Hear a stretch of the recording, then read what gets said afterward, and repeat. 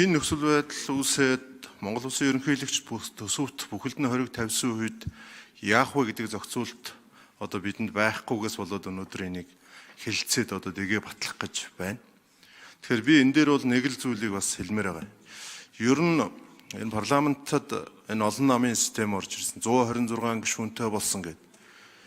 Зохицуултуудын хувьд бол одоо зайлшгүй хийх ёстой олон одоо зүйлүүд бас бидэнд байгаа байхаа гэж ингэж бодож байгаа. Ялангуяа энэ онцгой бүрийн эрхтэй холбоотой, энэ төсөвтэй холбоотой асуудал дээр энэ өнгөрсөн төсвийн хэлэлцүүлгүүдийг харж байхад тэр нийгэмд гаргаж ирж одоо тавьж байгаа тэр гишүүдийн одоо гаргасан асуудлуудыг ч гэсэн хараад байхад энэ төсөвтэй холбоотой энэ асуудлууд дээр бид дэгийн тухай хуулийн дээр ер нь нэлээд том өөрчлөлтүүдийг хийх зайлшгүй шаардлага одоо бидэнд бас байгаа юм шүү гэж ингэж харж байна. Төсөв хэлэлцүүлэх явцад ихэнх гишүүд зөвхөн нэг удаагийн юм яриаггүй. Ер нь Монгол улсын төсвийг ингэж хэлэлцэх чинь ер нь ямар юм бэ? Төсвөө бид хэмнэлттэй байх тал дээр ямар хуу санаачлагтай ажиллах ёстой юм бэ гэдэг ингээд олон гишүүд ярьсан шүү дээ. Тэгэхээр би бол энэ удаагийн нэг удаагийн дэгийг бол одоо дэмжинэ. Ер нь цаашлаад энэ дэгийн хуулийн дээр төсөв хэлэлцэх процессыг өшөө нэлээд тийм дэлгэрэнгүй болгохгүй бол яг энэ байдлаар одоо байгаа хуулиараа бид дараагийн төсвөө батлаа явна гэхэд бол эргэлзээ төрөхөөр олон зүйлүүд. Төсөв дээр бид нэр төсвийн доктортой байдлын зөвлөлийн саналыг хүлээж авсан билүү?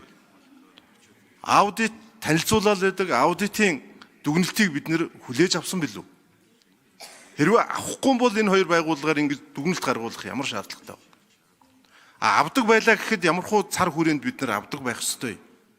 Гэт ингээд энэ мэтээсээ авахуулаад зохицуултуудаа нэлээд сайн хиймээр юм шиг санагдаад байна. Хоёрдугаар засгийн газраас өргөн барьсан энэ хуулийн дээр зөвхөн төсвийн байнгын хороо юм уу төсвийн ажлын эсгийнхэн давуу эрхтэй юм шиг ингэж оролцоод байх юм бол яаж цаашаа явах юм? Эсвэл бүгдээрээ төсвийн байнгын хорооны хурал дээр 126 гишүүн очиж үг хэлж ийж ингэх юм. Эсвэл бүгдээрээ ажлын эсэгт орох юм. Тэгээ хэдхэн үний ингээд нэг төсвийн байнгын хороонд орсон давуу эрх гэх юм уу? Төсвийн ажлын эсэгт орсон давуу эрх гэдэг юм уу? Тэрэнгээрээ ингээ асуудлуудыг шийдээд өнөөдрийн төсвийн хэрэг энээс ч үүдэлтэй байж магадгүй гэж би бол харж. Тэгээ засгийн газрын өргөн барьсан хууль дээр засгийн газрын гишүүдэн дундуур нь үүмэлдэг. Ил болон далдаар. Тэгэхээр засгийн газрын гишүүд ер нь засгийн газрын өргөн барьсан хуулийн дээр төсвийн байнгын хороон дээр ажлын эсэгтээ тэгж хөндлөнгийн санал оруулж ирэх байх ёстой мүү үгүй юм? Гэдгийг хүртэл би бол бүр угаар нь ярмаар байгаа.